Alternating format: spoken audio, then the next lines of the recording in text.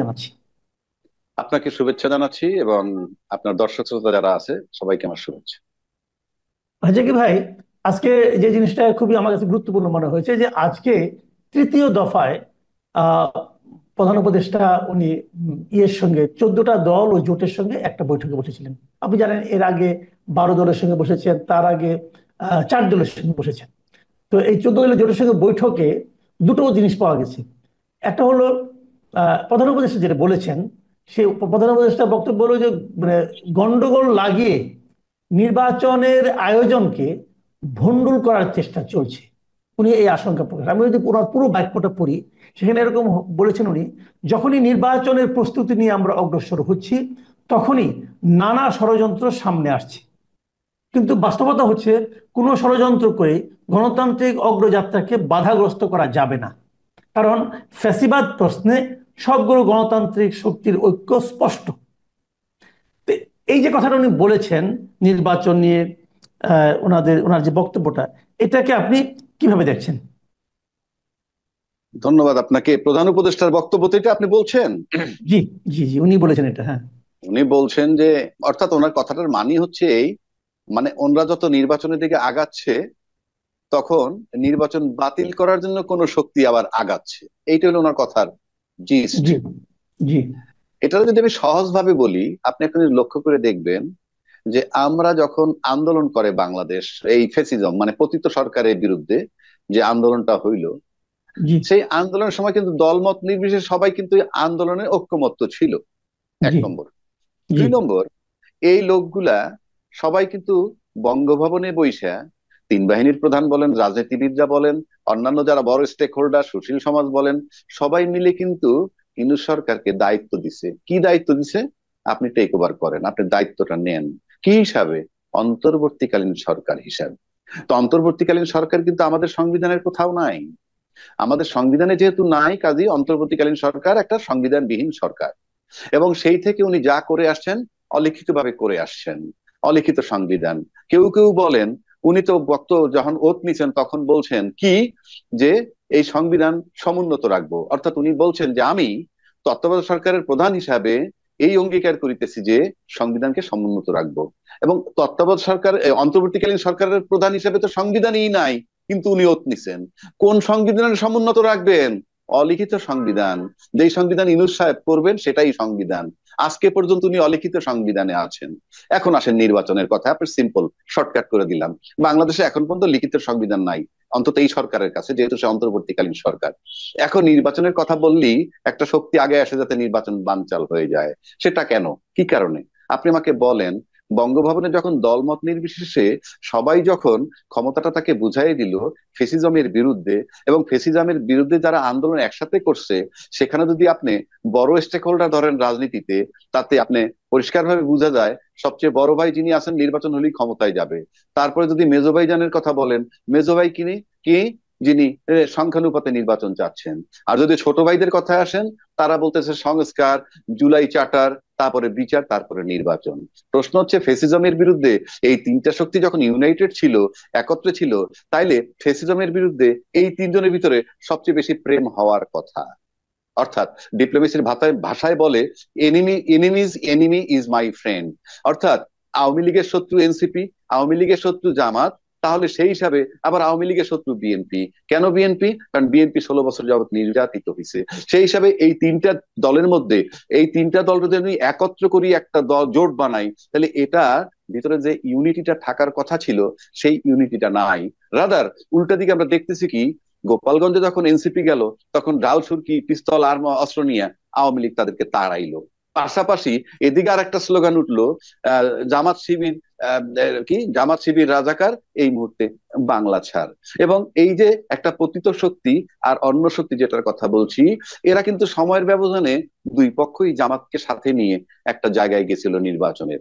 সুতরাং আপনি যখনই রাজনীতিবিদরা যে কোনো কর্মকাণ্ড করে তখন বলে রাজনীতিতে শেষ বলতে কিছু নাই, আর আপনি আমি 9-6 করলে কিন্তু এটার কৈফিয়ত দিতে হয়। রাজনীতিবিদদের বেলায় এগুলো মাপ। তো আপনার যেখানে শত্রু শত্রু আমার বন্ধু হওয়ার কথা, সেখানে শত্রু শত্রু আমার শত্রু হয়ে গেল। তাহলে তো আমার একটা সন্দেহ হয়। কারণ এই যে বিষয়গুলো রয়েছে, ইউনূস সাহেব যদি 3-4 দিনের মধ্যে ডেট দিবে বলছে। আপনি মোটামুটি নিশ্চিত থাকতে পারেন উনি যত তাড়াতাড়ি নির্বাচনের ডেট দিবে ঠিক তত তাড়াতাড়ি ওই শক্তিগুলা নির্বাচন বাতিল করতে আসবে। কেননা তারা বলতেছে সংস্কার বিচার এবং জুলাই চার্টার না হয়ে নির্বাচন করতে দিব না। আর সংখ্যানুপাতে যারা নির্বাচন চায় তারাও বলবে যে আমরা নির্বাচন করতে দিব না। সুতরাং ইউনুস সাহেব যদি আগামী 5-7 দিনের মধ্যে নির্বাচনের তারিখ দেয়, গন্ডগোল আগামী 5-7 দিনের মধ্যে রওনা দিতে পারে, শুরু হইতে পারে। যদি 3 মাস পরে দেন তাহলে 3 মাস পরে গন্ডগোল হবে, এ ব্যাপারে আমার কোনো ডাউট নাই। এবং এতে লাভ কার? আপনি যদি নির্বাচন বাতিল হয়ে যায় তার মানে একটু আমি থামাচ্ছি। তার মানে আপনি বলতে চাচ্ছেন যে নির্বাচনের তারিখ ঘোষণা করলে যারা নাকি এই যে মেজো ভাই ছোট ভাই আছে ওনারা গন্ডগোল ইনিশিয়েট করবেন। হ্যাঁ, ডেফিনেটলি। কারণ তারা তো বলতেছে আমরা সংখ্যানুপাতে চাই, তারা তো বলতেছে আমরা সংস্কার জুলাই চার্টার বিচার চাই, এটা তো আমার বানানো না। তো ওরা যদি হুম। বলে যে এইগুলা করতে হবে, আপনি কি করবেন? হুম। ফর এক্সাম্পল, আপনি কি করবেন? ওটা আমি কথা বলতেছি আমাদের স্বাধীনতা নিয়ে, ওরাও তোদের স্বাধীনতা নিয়ে চলবে। কারণ আপনি জুলাই চার্টার না করলে 70 বছর বয়সে তার মৃত্যুদণ্ড হইতে পারে। So they have to ensure their life. এবং তারা যে কর্মকাণ্ডটা করছে সেটা তো সবাই একসেপ্ট করছে। সবাই একসেপ্ট করলে স্বীকৃতি পাবে না কেন? আপনি দেন বা না দেন সেটা আপনার ব্যাপার, পাবে না কেন? সিম্পল। আচ্ছা, ঠিক আছে, এখন আপনি বলেন তার গন্ডগোল হলে তারপর কি হবে? এখন আসেন লাভকার ক্ষতিকার। আপনি বলেন যদি ব্যাপক কোনো গন্ডগোল, আমি জানি না হবে কিনা, কিন্তু আমি আপনাকে সূত্রগুলো দিলাম। যদি ব্যাপক গন্ডগোল হয় আর ইনু সাহেব ব্যর্থ হন নির্বাচন করতে, ইতিমধ্যে একটা কথা উঠছে কিন্তু, সেটা কি তত্ত্বাবধায়ক দিনে নির্বাচন চায়, এই কথা উঠছে। আপনি তর্কের খাতিরে ধরে নিলাম ইউনূস সাহেব যদি চলে যায় কোনো কারণে এই গন্ডগোলের ইস্যু করে, এই গন্ডগোলের ইস্যু করে যদি চলে যায়, যদি নির্বাচন বাতিল হয়, তাহলে গেইন করবে কে? গেইন করবে পতিত সরকার। কেন? কেন? ইউনূস সাহেব যদি নির্বাচন না দিয়ে চলে যায় তাহলে কোনোভাবে তৃতীয় পক্ষ যেই আসুক, প্রত্যক্ষ বা পরোক্ষ ভাবে সে তো পতিত সরকারের লোকই। আপনি আনেন না, সেট করেন, কাকে সেট করবেন? আপনি দেখেন না, মিলান না, কাকে মিলাইবেন? কার কাছে ক্ষমতাটা দিবেন? সে পতিত সরকারের, প্রত্যক্ষ না হোক পরোক্ষ ভাবে। এক। দুই, ক্ষতিগ্রস্ত কে হবে নির্বাচন যদি বানচাল হয়? পরোক্ষভাবে যদি পতিত সরকারের কোনো লোক এসে টেক ওভার করে এবং 2-3 বছর কাটায় দেয়, তাহলে যারা নির্বাচন করলেই বিজয় লাভ করবে বড় ভাইরা, তাদের লোকসান হয়ে যাবে। সুতরাং বড় ভাইদের নৈতিক দায়িত্ব নির্বাচনটা কেমনে আদায় করবে? আর মেজো ভাই ছোট ভাইয়ের দায়িত্ব হইলো তারা তাদের নিজেদের নিরাপত্তার জন্য সংস্কার বিচার জুলাই চার্টার এনশিওর করতে চাইবে। সুতরাং ইনু সাহেবের নির্বাচন ডেট দিলেই আপনি নির্বাচন পেয়ে যাচ্ছেন তা কিন্তু নয়, বরং নির্বাচনের ডেটটা দিলে পরেই ওই গন্ডগোলটা নিকটবর্তী হয়ে যায় বলে আমার কাছে মনে হয়। এখন আমি অন্য একটা প্রসঙ্গে আসি, এই প্রসঙ্গটি আসলে শেষ প্রসঙ্গ, আজকে বেশি লম্বা করতে চাই না। সে প্রসঙ্গটা হলো যে গোপালগঞ্জে যে কদিন আগে নাগরিক পার্টি সমাবেশকে কেন্দ্র করে হামলা সংঘর্ষ হলো, প্রাণঘাতী মতো ঘটনা ঘটলো। সেই ঘটনার পর কদিন আগে 11 জনের একটা নাগরিক পর্যবেক্ষণ দল সেখানে গিয়েছিলেন। এই দলে ছিলেন শহীদুল আলম, ঢাকা বিশ্ববিদ্যালয়ের শিক্ষক সামিনা লুৎফা, হম। মুশাহিদা সুলতানা, রুশাদ ফারুকী, আইনজীবী সারা হোসেন, মঞ্জুর আল মতিন, সাংবাদিক তাসনিম খলিল, শিল্পী বিথি ঘোষ, লেখক ফিরোজ আহমেদ, অধিকার কর্মী নাফিউল আলম। এছাড়া একজন সাংবাদিকও ছিলেন যিনি তার নাম প্রকাশ করতে চাননি। এই 11 নাগরিক ওখানে দেখে এসে মন্তব্য করেছেন যে সেখানে যে প্রাণঘাতী অস্ত্র ব্যবহার করা হয়েছে, হম। এই অস্ত্র ব্যবহারের কোনো যৌক্তিকতা তারা পাননি। হম। এবং তারা এটাও বলেছেন যে এই ঘটনায় মানবাধিকার লঙ্ঘন ও অতিরিক্ত বল প্রয়োগ ঘটেছে কিনা তা যাচাইয়ের জন্য নিরপেক্ষ ও গ্রহণযোগ্য তদন্তের জন্য তারা সরকারের কাছে দাবি জানিয়েছেন। হম। আপনি কি বলবেন? ধন্যবাদ আপনাকে। এটা হলে আমি শুনুন, প্রথম কথা হইলো গোপালগঞ্জে গেছে আর আপনি ঢাল সুরকি নিয়ে আসছেন। গোপালগঞ্জ কি মঙ্গল গ্রহে না বাংলাদেশের ম্যাপের মধ্যে? আমি যাব, আমার নাগরিক অধিকার। আমি মিছিল করতে যাই, মিটিং করতে যাই, সেটা ভিন্ন কথা। আমি যাব, এটা আমার নাগরিক অধিকার। আপনি যে লাঠি সুরকি সবকিছু নিয়ে আসলেন, এখন পর্যন্ত ম্যাজিস্ট্রেসি পাওয়ার নিয়ে যখন রাস্তায় আর্মি আছে, কি উদ্ধার হয়েছে? কোন অস্ত্রগুলো উদ্ধার হয়েছে? ওখানে তো সশস্ত্র লোক আমরা দেখছি, সশস্ত্র লোকও দেখছি, তো এটা উদ্ধার হইলো না কেন? প্রশ্ন হচ্ছে, আপনি বোধহয় জানেন যে 17 জুলাই থেকে বাংলাদেশে মানবাধিকার এই মানবিক জাতিসংঘের মানবাধিকার কমিশনের কার্যক্রম বোধহয় অফিসে শুরু হয়েছে। সুতরাং এটা তার পার্ট। সুতরাং বাংলাদেশে আর ওই কায়দায় কেউ অস্ত্র যতই শো করেন, এটা আন্তর্জাতিক বাজারে কিভাবে একসেপ্ট করবে সেটা একটা ব্যাপার।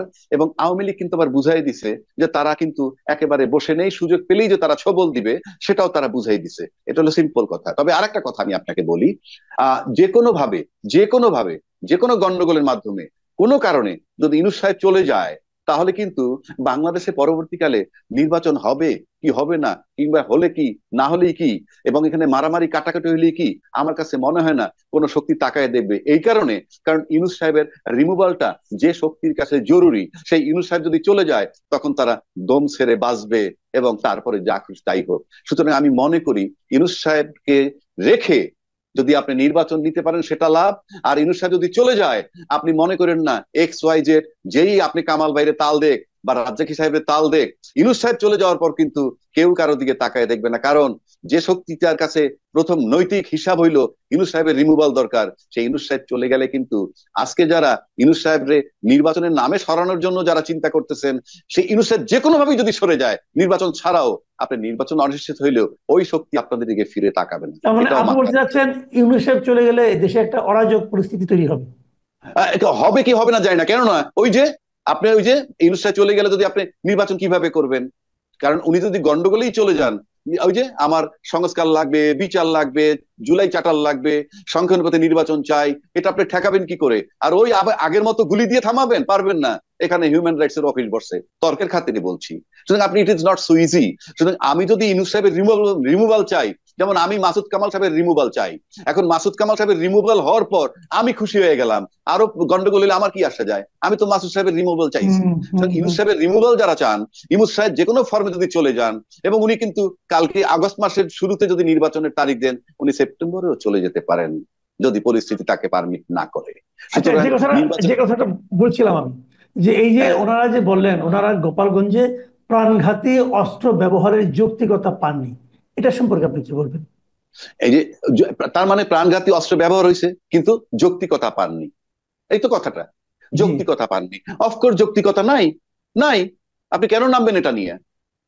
আমি আমার বাংলাদেশের একটা জেলায় যাব, আপনি এইটা নিয়ে আসবেন না, কেন? তারা কিন্তু এই প্রসঙ্গে বলেন নাই।